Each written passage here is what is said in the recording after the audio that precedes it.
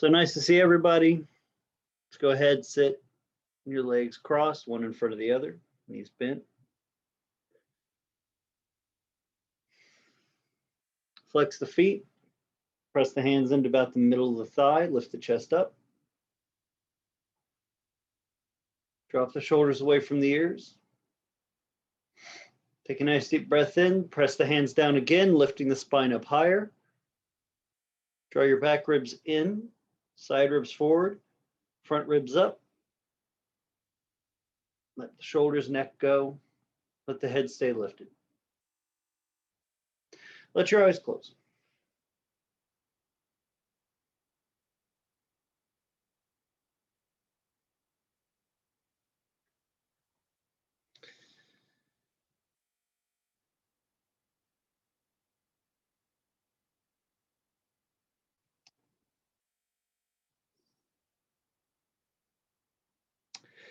So here we begin another practice, another moment, opportunity to connect with what's going on in our bodies, shape it, work it, connect with what's going on with our breath, shape it, work it,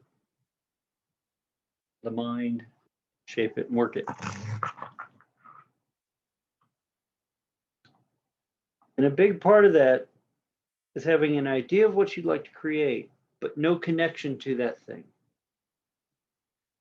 We need to have something we can believe in to begin working.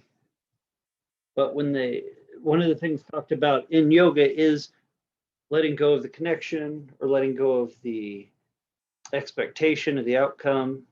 Surrender is used a lot.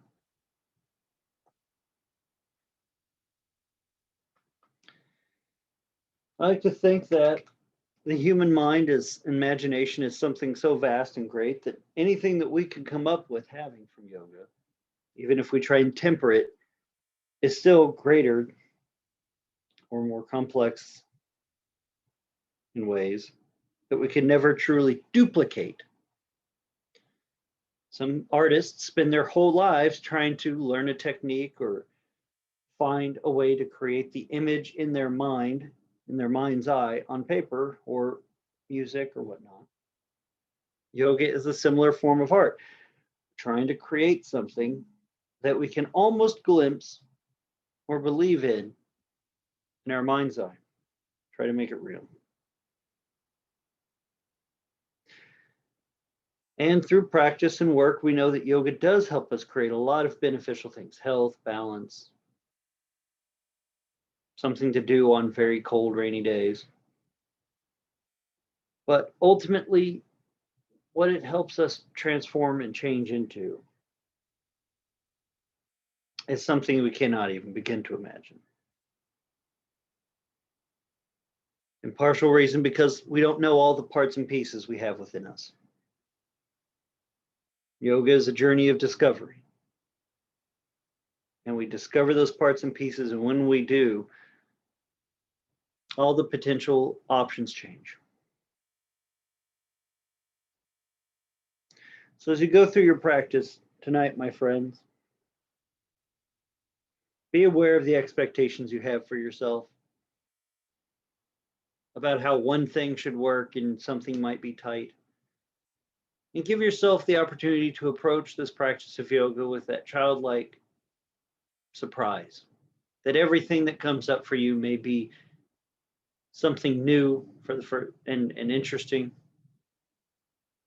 So you greet it with fresh eyes and eagerness to explore, so that maybe you'll find a new part of yourself in a hamstring stretch or in a backward bend or an inversion, or even just sitting here, that changes the dream or changes the idea of what you're working towards, so that all parts can be together. All things can be together in that vision of what is to be. We surrender that ego that we know it all, or we know everything about ourselves that's here to be worked on. But we do not surrender the desire to work, the desire to get back on the mat, the desire to see something change. Hold on to that sharpness, hold on to those things. But what art you create, let it be new every time. Bring the palms together at the chest, thumbs touching the sternum. We'll om shortly 3 times and begin. Take a breath. Oh.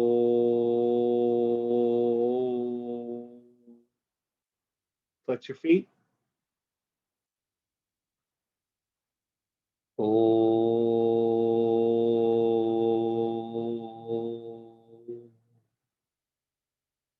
Shoulders down, head up.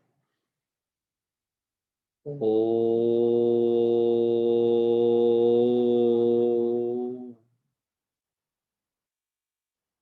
Bow your head. Salute the essence of yoga inside yourself.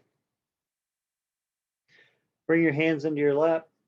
Let your head rise and your eyes open.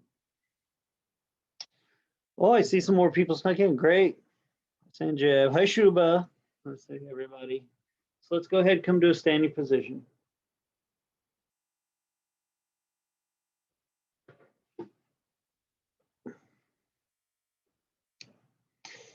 Come to Tadasana, please. Thighs together, feet together, heels together. Classic standing pose that starts much of it. Rotate your thighs in towards each other. Push your thigh bones back a little bit so you feel the buttock lift. Lift all 10 toes up off of the floor for a moment to reset the balance of your foot front to back. Even if you've done it 100 times, well, maybe the 101th time is where you'll find something magical. Keep your toes up for a moment. Without looking down, place your big toes on the floor. We're about to move everything. So I like to connect the smallest things. Connect with your toes, those tiny digits. Try not to let everything else make up for the tightness or the inability to move them, but try to move the big toe on its own. Lift your big toes up, place your pinky toes down.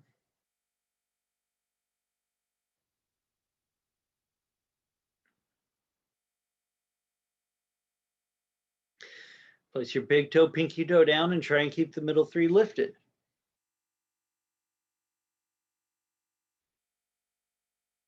Take a few breaths. Connect with those smallest parts of yourself and how much the smallest movement in your feet you try to make changes your whole body. Your hands are working, the tongue's on the roof of your mouth, take it off. Shoulders are working, the legs might flex or unflex. Try your best to keep some level of awareness of all these things and how the smallest adjustment makes big changes.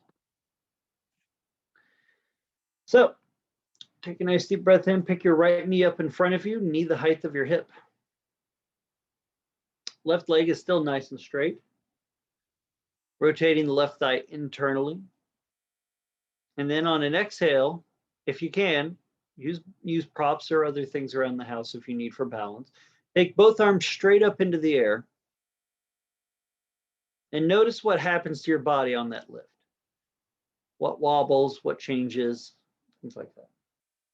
Your left toes are back on the floor, by the way. You don't have to only do the big toe, pinky toe. You can let all 5 toes rest.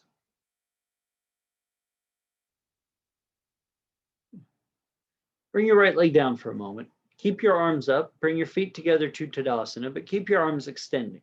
Now with both feet on the floor, press through the feet, lift and extend the arms any degree. Feel the difference in the lift of the back and the body now when you don't have to do it on one leg. Keep that lifted body. Now pick your right knee up in front of you, but try not to lose any of the lift. What's different than this? The exact same thing, but how you got to it changes. How you got into it will change some of the things that are going to challenge you. Balance may be different here. Height of your arms, your back, your ability to focus or breathe, or even keep your right knee in the air. So take your right foot back down to Tadasana. Bring your arms down. Squeeze your thighs tight together. Keep your knees touching. Bend your right knee, moving your foot back behind you, pulling the right heel towards the right glute. Don't worry, we'll do the left side. We're going to do it all. You're going to get all of it. Now, with that left knee bent, take both arms up into the air. Feel what the stretch change now when you're flexing the hamstring, the glute, and then lifting the spine. So you started with the flexed asymmetry of your pelvis. One side was different from the other. Take your foot down. Keep your arms up. Keep lifting up through the side body. See if you can extend each side of your rib cage equally. Now bend your right knee and pull the foot up back behind you. A little different, maybe. Huh. Each time you go through these poses, it's okay to experiment with how you get into them, the sequence of them, and things like that. It's very important to actually, I think, what is one of the greatest hallmarks of this practice, which is the discovery practice, where you get a chance to work through and feel everything going on in you and what's the difference one side to the other. Bring your feet down, arms down. Pick your right foot up, take your right ankle across your left thigh. Above the knee, not on top of, but above the knee at least. And then take both arms up again if you can. Get in the rhythm here. So right now we're doing flexion of the legs in some way to create an asymmetry, and then extension. And then we're trying it with extension and then flexion. And it's giving you a chance to feel the difference for you. Which one helps your balance? Which one helps you feel like you can breathe deeper? And whichever way feels better for you, that you feel like you can comfortably be in it for longer, that's the better way. Bring your leg down, keep your arms up, stretch through the side body, lift the ribs. Pick your right knee up in front of you now that you have extension, and cross your right ankle over your left thigh. Try to keep the arms, keep all this. Gets tired. Feel what the difference is here for you. And I'd say that it's important to know which one works for you, because out of the 1,200 basic poses that Mr. Iyengar taught and the millions of variations, finding the ones that work for you tonight, for me, is one of the best things about this practice. And I think is how you've developed a relationship with yoga where it's not something you do to yourself, but it's something you create for yourself. Because I have over the course of my life, had to do a lot of things to inform myself, right? Got to diet, got to work out, got to pay taxes. Bring your legs down, bring your arms down. Let's do the other side. Let's go through the left half. So we went through the whole right side of the body. Do Tadasana here without anything else, and just feel a difference in the hips and the pelvis and all that. Pick your left knee up in front of you, knee the height of your hip. Take both arms up into the air. So flexion to extension. How's your balance? Does one of your legs get tired? Do your arms get tired faster? Very good, Lena. Nice modification. Pick your heel up higher than your toes. There you go, friend. Make that calf and hamstring work. Okay, bring your leg down, but keep your arms up. Do Tadasana for a moment with the legs and extend the spine up, lift up through the side, front, back body. Then pick the left knee up in front of you. And you compare. How does this side feel with extension and then flexion? Is it different than how the other side felt? I think yoga helps you not worry about a lot of other things happening well, because if you're supposed to pay attention to 15 different ways a before and after moment happens, really hard to worry about the weather. But you know it's still there. That awareness without tension. Bring the leg down, bring the arms down. So you go back to Tadasana, stretch the arms down away from the next shoulder, reset your upper body just as you reset the lower. Bend your left knee, taking your foot back behind you. So your thighs touch, your knees touch. And then work the right leg, then extend both arms. What's going on with your hips here? Do they lean? Does one side of your ribs lift more than the other? Is your balance just feeling wobbly when you flex, then extend?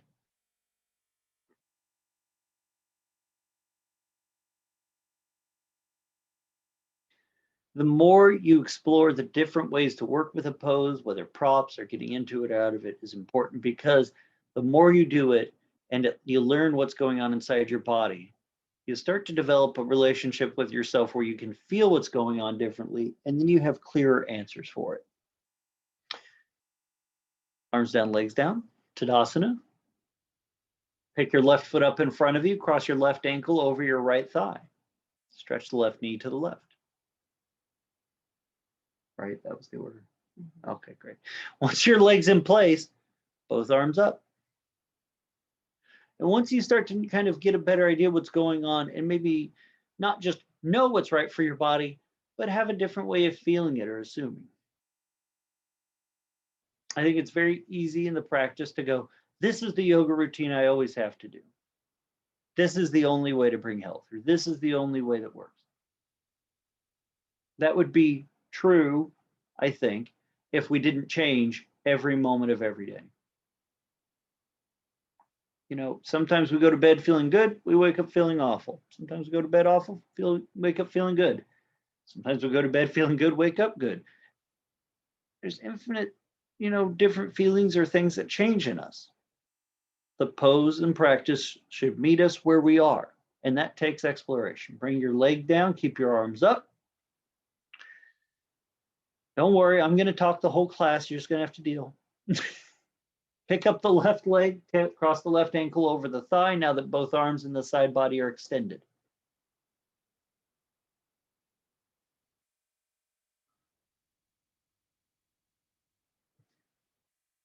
And just in the 3 or 4 poses technically that we've done, twice each, lots of different muscles have already begun to work. Yoga is a whole body practice. Take a breath, bring the arms down, legs down. Good.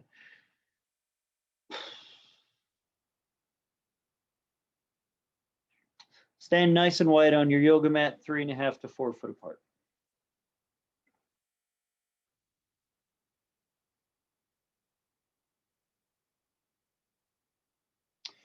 Turn your right toes in deeper.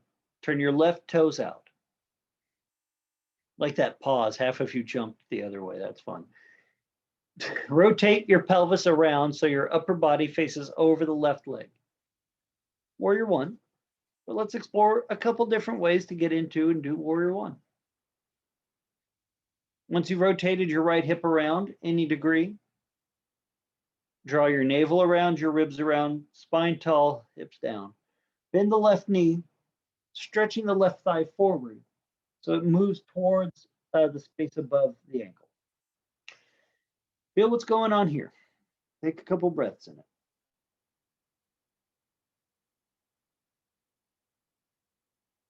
Where's your hips? Where's your back? Where's your own mental state about your pose? Stretch both arms straight up in complete extension, post flexion.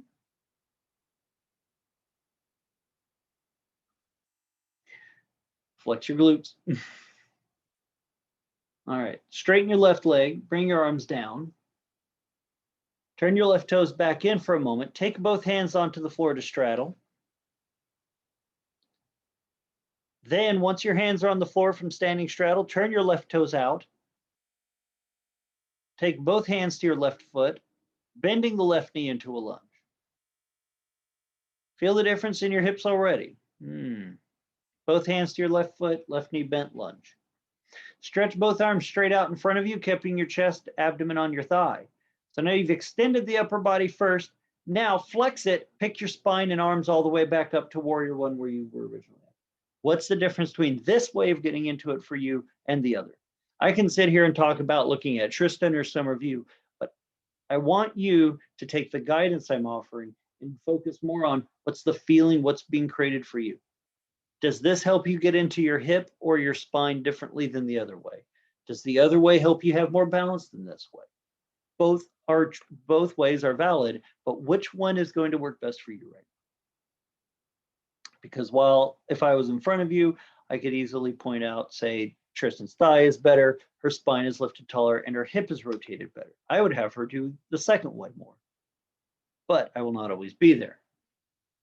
Keep yourself sharper in the moment so you do not just totally give up all the things that it's teaching you just because I'm the loudest thing. Straighten your left leg, bring your arms down, turn your left toes in. Turn your pivot on your left heel, turn your toes in deeper, turn your right toes out. And now you might say, well, if way 2 works for me, why am I doing way 1 on my right side? The imbalance of the body asks us to examine it fully like the other one. Rotate your left hip around. Rotate your navel, your ribs. Bend the right knee so you're in flexion. Extend both arms up for extension. If we do not take time to examine each side fully, then we don't know what each parts of us are going through. And yes, we are one whole person, but I mean, there is that old saying, the left doesn't know what the right's doing. That came from somewhere. And I can wake up one morning and go, why does my left hip hurt? Nothing happened to it that I know about. And I have to treat it differently than my right. Feel the difference here. Feel the difference from way 1, where you stand up and then lower yourself into the pose. How does it work your back differently than before? Take a couple breaths. Bring the arms down, straighten the leg, turn your right toes in, take both hands to the floor in front of you into straddle.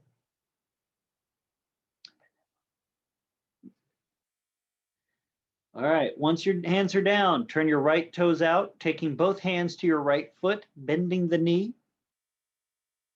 So you go to the lunge. Keep your left heel working the pose. You know what we're going to. So now, keep your right knee bent. Stretch both arms out. Take a nice deep breath, and as you exhale, keep the right knee bent. Lift up to the flexion of the pose. Woo. And now what's the difference between this versus the other? For you.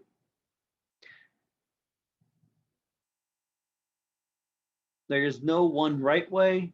There is only the way that works for you now and the conversation that creates ultimately with yourself and then your teachers and then on. Take a nice deep breath.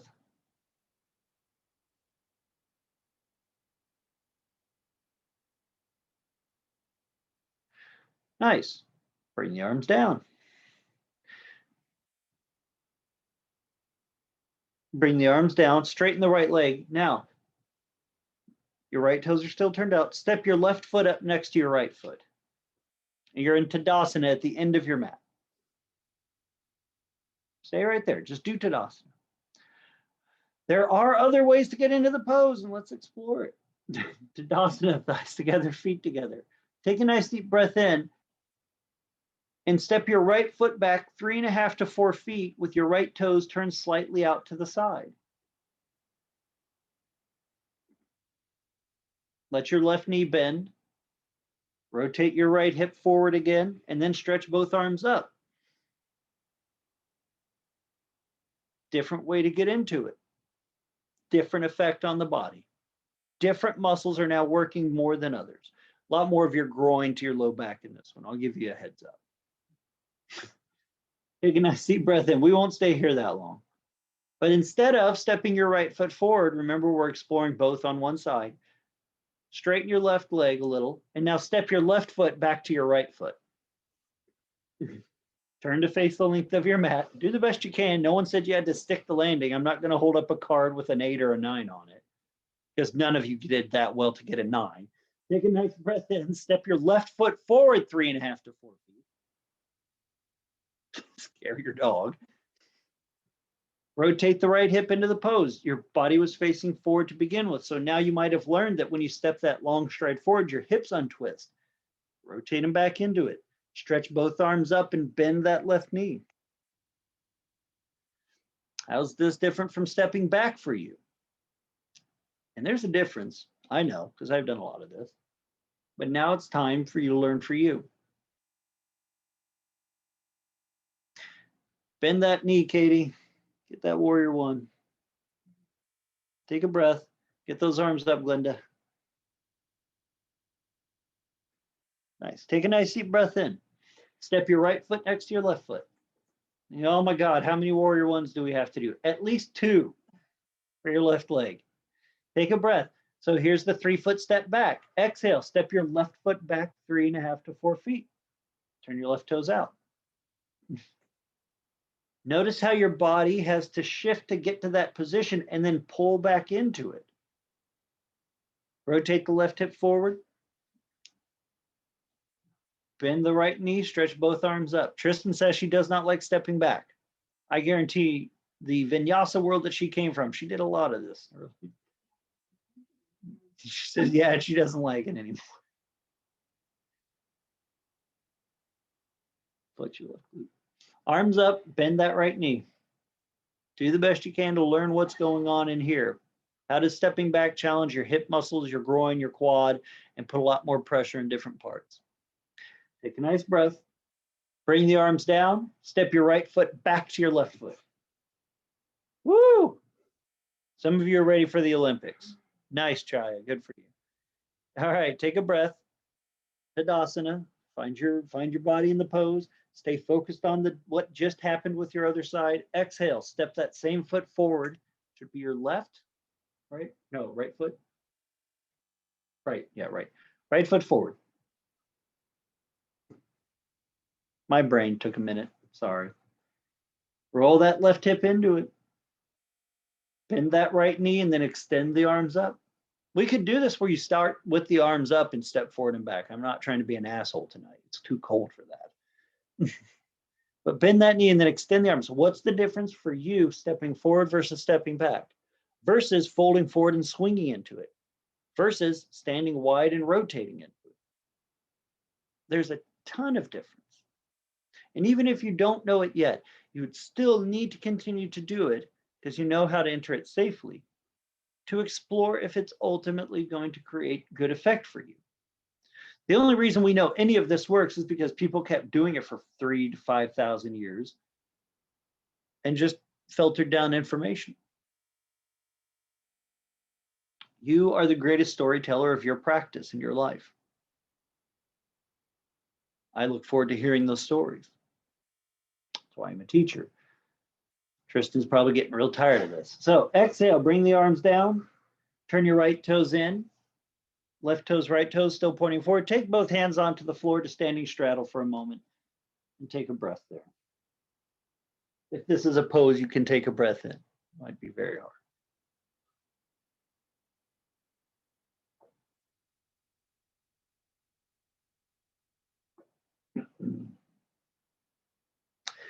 Nice long legs, moving the thigh bone back. If you were here in Tuesday's class, remember it was about using the front muscles of the leg to move the back muscles long. Let the don't push your spine down until your legs are lifting the glutes. So your calf pushes your heel down, your hamstring pushes your glute up. Then let your spine go. Lots of different ways we could get into this, but I don't think we'll break this pose down too much. I'm going to work on another standing pose. Take a nice breath. Let it go. And for just a moment, can you back off pushing so hard because you're trying to get to something that you think you should be at? And have that childlike curiosity to see what happens when you don't push, but you trust yourself to do the pose. You trust the teacher, you trust the class, and you let it happen to you instead of you forcing.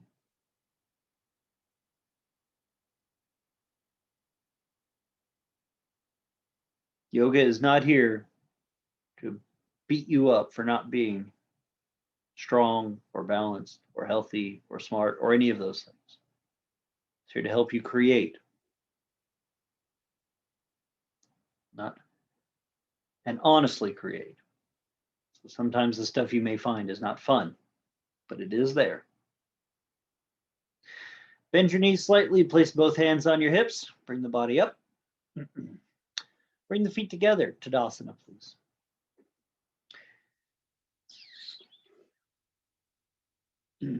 Let's warm up the hip. with 2 more poses, and then we will go on to the next thing. From Tadasana, have blocks or a chair nearby if your hamstrings are tight. Pick your right knee up in front of you. Don't worry, arms aren't going up. Cross your right ankle over your left thigh. Once your right ankle comes across your left thigh, fold forward, take both hands to the floor or to the blocks or chair or whatever. Try not to do cat mudra with your feet. Don't dig your nails into the mat. So right ankle over left thigh, fold forward, hands on the floor, or on a block, or on a chair, or on a pot, or a stack of books, whatever you need.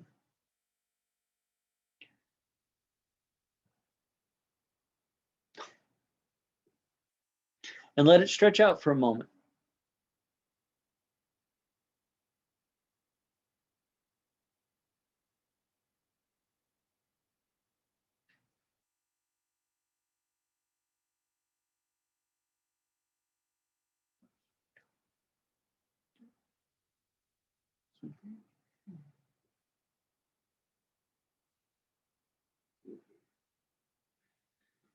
Take a nice deep breath. Let your left leg slide down careful, or your right leg slide down. Bring your body back up. Cross your left ankle over your right thigh. Fold forward, please.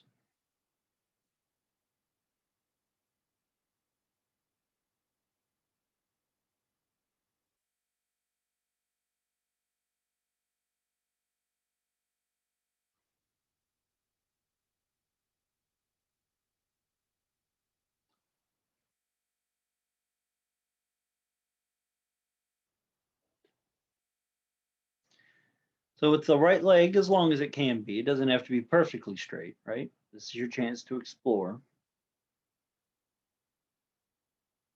Don't worry, we're going to try getting into this pose a different way. The theme of it will still be true.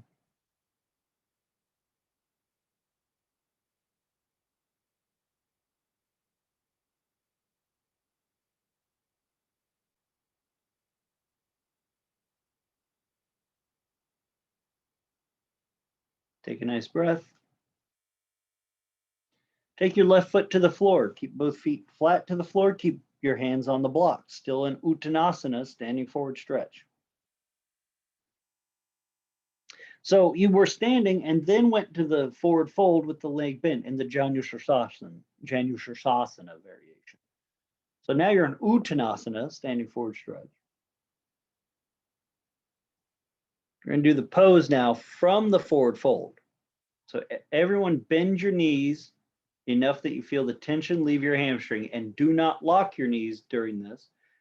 Try to pick your right foot up off the floor an inch or two, grab it with your hand and pull it across your left thigh. From the forward fold, your right hand stays on the block, and then lengthen the leg and feel the difference of getting into the pose from the forward fold for yourself versus standing to fold. Is there more balance? Is there less fear? Is it easier stretch?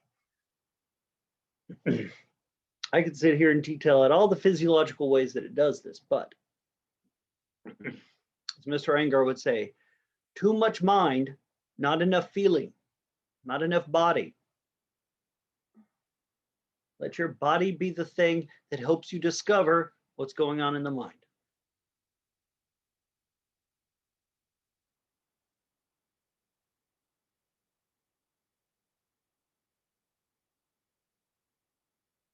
Take a few breaths.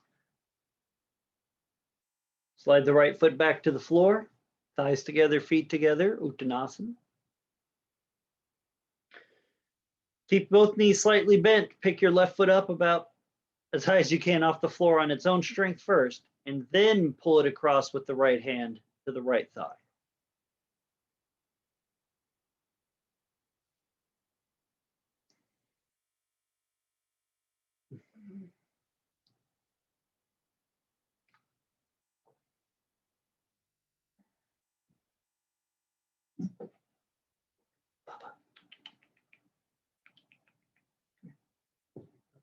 Retreat.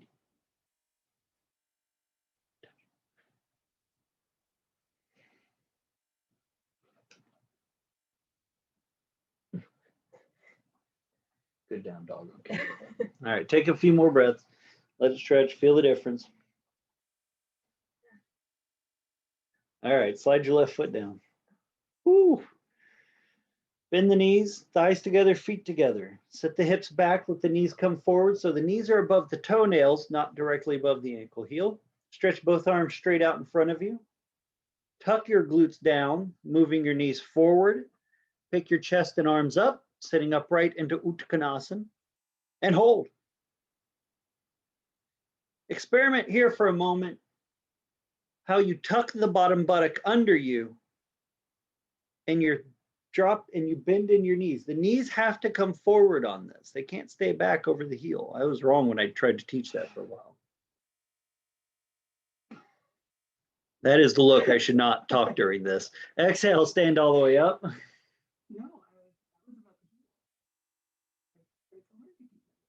I was wrong. That is not the look she gave me. Was I'm interested in what you're saying. It was you get me out of this now. All right. That's very funny. So Padangusthasana, the standing extension of the leg out and to the side, Padangusthasana 1 and 2, is interesting because how we get into it can really make a difference, right? We've already seen the theme of tonight.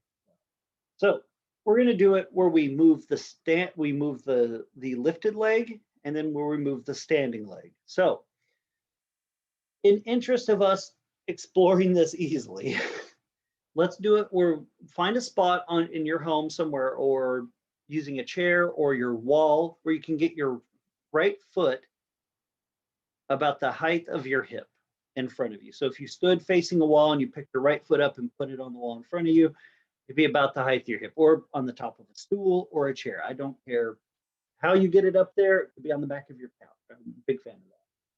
So Tristan's got the horse here. She's going to put her right foot up on it.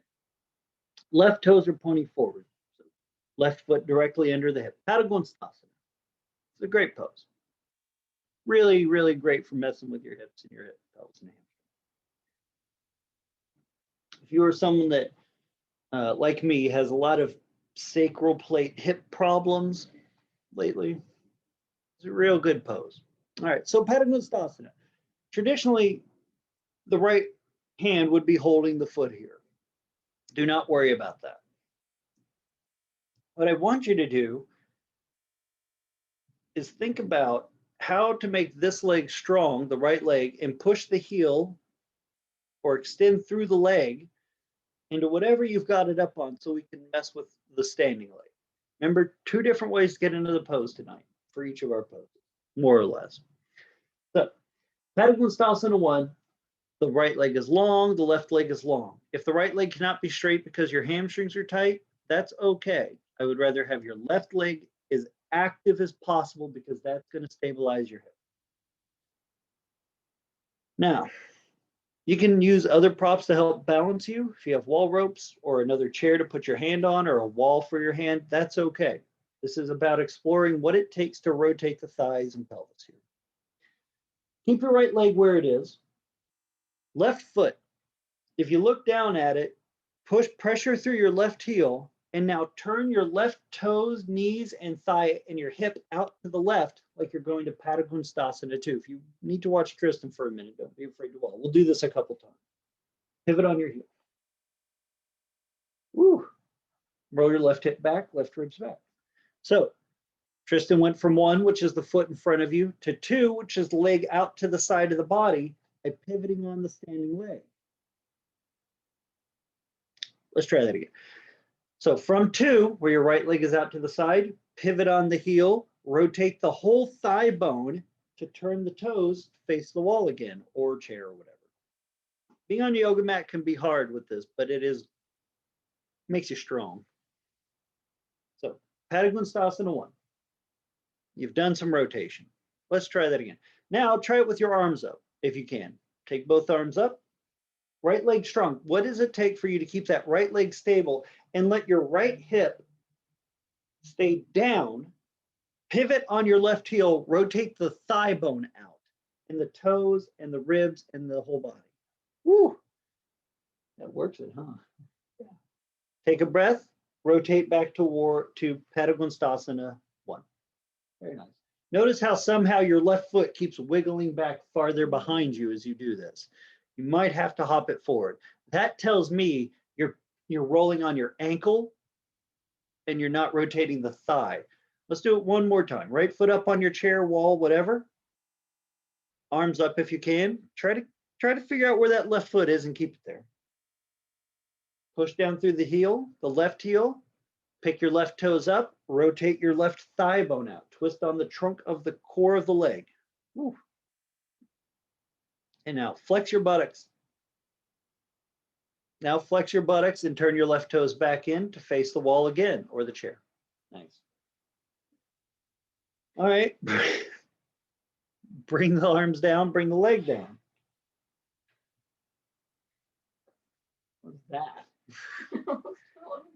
She almost fell over. If you know your hamstrings are tight enough that you cannot touch your toes with your hands easily, then you will need a yoga strap. Kristen's going to find a point where she can balance. Turn her face. So we're going to do Padagonstasana only on the right side. We'll do it on the left. Don't worry, you've seen the pattern, but I want you with it fresh in your mind what it is like with that leg supported going from 1 to 2. Without that leg supported, but now your balance will be supported. So your left side needs to be close to something you can balance on. Tristan's going to use this horse to balance herself. Pick your right knee up in front of you. If you cannot, reach down and grab your right big toe and stretch your leg straight and keep your chest up. You use a strap around the foot to do that. Tristan can hold the leg up. Padagonstasana 1.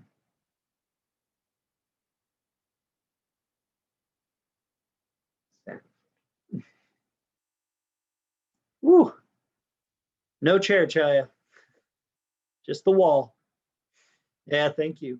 Good use of chair, Shubha, for your hand. And it's hard to hold that leg up, right? Man. All right, so now from here, we have to go to 2. Your left leg is going to stay the same. Flex the glutes, extend that right leg out. Feel the difference in your pelvis and hips from rotating the standing leg versus the swinging leg. Ooh, there's a moment. I taught this class in my dreams a couple years back. Push the right leg out. Keep the standing left leg, stretch the upper body tall, bring the right leg in front. Let's do it one more time at least.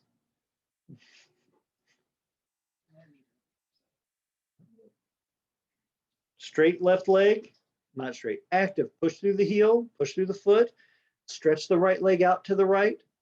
Try to keep your body up. Push your foot against the strap so your arm has to pull a little bit. Keep that leg in the air. What's the difference when you're now versus the other way for you? This is a very good pose to build strength. I think the other way is a very good way to create rotation and movement. Which one do you need more for you today? Bring the leg out in front, bring the leg down. Well, now we got to do the left side. Left side, left foot up on your support, wall, chair, whatever. Right leg nice and long. We can do the twist version of this too, but we're running out of time. We'll do it from the ground. How's that? Look at your right foot. Make sure your right toes are pointing forward to start. Don't give them a halfway out cheat.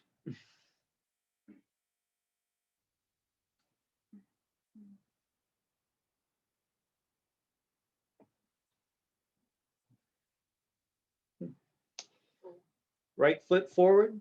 Take a nice deep breath. Keep your left leg strong. What does it take to keep that leg active? Push through the right heel, turn the right thigh out so the toes, hip, and ribs follow it all in one action. So you've turned the right toes out, so you're in Padagonstasana 2, chest facing the same direction as the right toes. There you go. Very nice job. Very good. It might be hard for some, it might be very different one leg or the other. What does it take to make the thigh bone rotate externally? This would be like us doing Warrior 2 by the knee being bent and then working the back leg. It's very weird. All right, rotate the right thigh back internally from the heel. Get it all the way in. Don't be afraid to look at your right foot and get those toes pointing straight ahead. Now, if you've somehow found that your right foot drifted off away from you, get it directly under your hip again. Left foot up on your support. Stretch both arms up into the air. Now you're going to have extension and rotation. Take a nice breath. Push through the heel. Exhale. Rotate the thigh out, pivoting on the heel. I just thought that was funny. Rotate the right thigh, the right ribs, lifting tall. Keep those glutes engaged. Keep that left thigh in it. Exhale, pivot, turn the right toes to point towards your support. All the way in. One more, because we did 3 on the other side. Exhale, pivot on the right heel, turn the toes out, but rotate your right thigh, hip, ribs, all at the same time. Where is that going? I don't know. Sorry. So funny. Sorry. Don't apologize. That's fine. Apologizing about Take a nice breath. Rotate your right foot back in. All right, come on down from that pose. Well, that was interesting. You're going to need support for your right hand to balance your body. Grab your strap if you're going to use it. If you used it on the other side, use it on this side. All right. Tadasana to start. Right hand resting on the wall or chair, or whatever for your support. Bend your left knee, pick it up to your chest. Hook the foot, stretch the leg out in front of you. Padagwanastasana 1. Try to get the foot the height of your hip. That means you got to pull with that shoulder, pull that shoulder back to help keep your chest up. All right, Pada 1. Right leg's going to stay exactly where it is. Exhale, flex the glute, extend through the leg and swing it to the side. Do-si-do. What's the difference now from when you were doing it earlier? Check in with yourself. And then talk to me later about what's going on. Take a breath, swing the leg back into the front. Point the foot. Exhale, extend the left leg to the left again. Don't lose the right leg. Keep it stable. Take a nice breath. Hold. Give you a chance to feel it.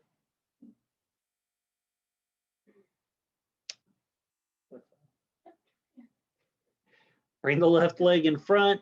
Bring the leg down. Oh, feel that. It's a lot, huh? Not a lot because the pose makes it a lot. It's a lot because you are a complex creature. I'm very excited to hear what you've learned about you. So now lay on your back, have your yoga strap nearby. Just do a little simple twisting to the spine to help really relieve anything, get the last little kinks worked out. Laying flat on your back, stretch your left leg out, lay it on the floor, and then hook the strap around your right foot and take your right foot straight up to the ceiling. Oh, good. This one's being recorded. I didn't remember to hit record on this. Left leg nice and long. Take your right leg, hold the strap with your left hand. Exhale, take the right leg all the way across into the full twist, pushing your right leg against that strap. You've seen how some of the leg engagement helps the different rotations. So even as you roll onto your left hip, flex your left thigh and try to turn your left thigh bone internally. So laying down. And as you rotate your left thigh in slightly, push your right thigh against the strap. Push. Point that foot. Take a breath. Do not try to push your right shoulder to the floor, but breathe deep into the right rib cage and stretch your right ribs towards the right on an exhale as your right leg stretches to the left. Let that be the separation point. And hold for a few moments, breathing. Get something out of this for you. Use it as the beginning of contemplative moment of yoga.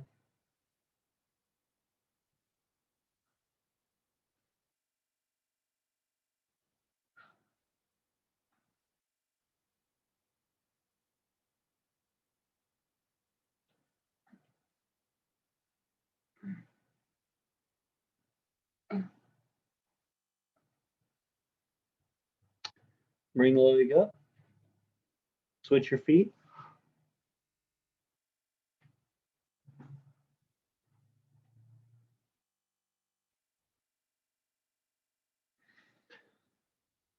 Take a nice breath in, hold the strap in the right hand, stretch the left leg across to the right.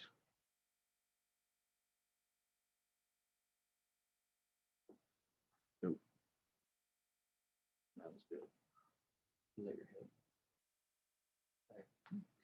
Push the left foot against the strap, and even though your right leg is laying on the floor, you've rolled onto the right hip. Try to rotate your thigh in a little, especially right up near the greater part of the thigh. Don't just try to twist your foot, but really crank that quad.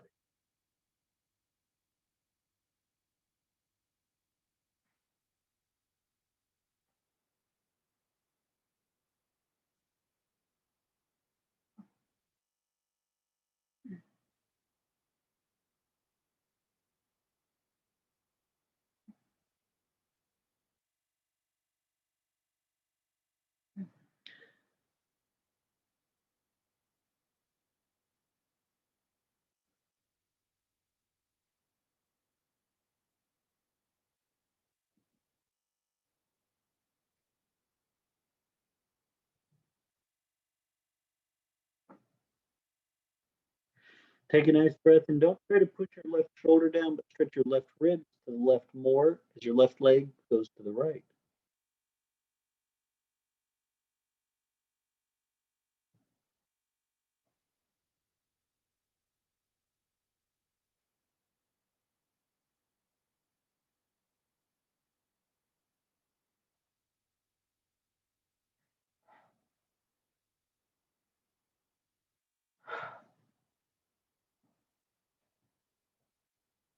Take a breath. Stay in the pose. And for a moment, can you stop forcing it? Back off in some small way so you can kind of explore with it, feel it, and not just push it. You make the experience of the pose something you're wanting to be in rather than you're in until the bad man tells you to get out.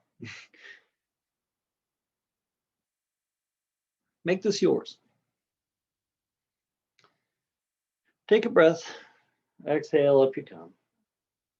Stretch your legs out. Let your eyes close.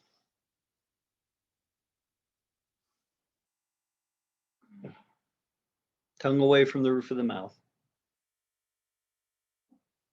Relax your jaws so the teeth barely touch. And I won't take up your time, too much chat. But have that kind of moment with yourself where you feel the body, feel the breath, feel the mind. And is there some level of communication that's maybe different, a different level of understanding between the three facets? They're a little closer to that wholeness. So our thoughts, words, and actions in this world come out as one. Rest and enjoy the fruits of your yogic practice for a minute or two.